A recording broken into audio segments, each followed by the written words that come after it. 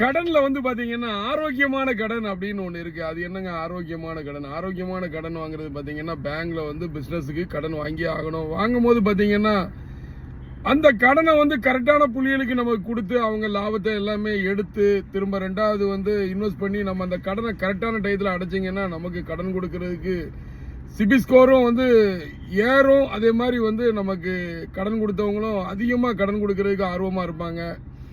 அதே கடனை வந்து நம்ம இஎம்ஐன்னு வாங்கி எடுத்து லாஸ்ட்ல அந்த இஎம்ஐ டியூவை அடைக்கிறதுக்காண்டி கடன் வாங்குறோம் பார்த்தீங்களா, அது கேடுகட்ட கடனுங்க.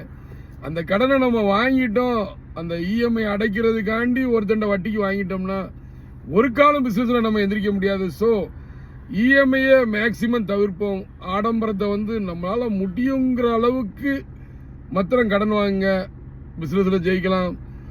ஸோ கடன் அன்பை முறிக்கும் அப்படிங்கிற மாதிரி வந்து எல்லா விஷயமே கடனுக்குள்ளதான் இருக்கு. நல்ல வியாபாரம் பாருங்க, கடன் அதிகமாக வாங்க. நன்றி. நான் ஜெயசீலன். மற்றொரு சந்திப்போம். நன்றி.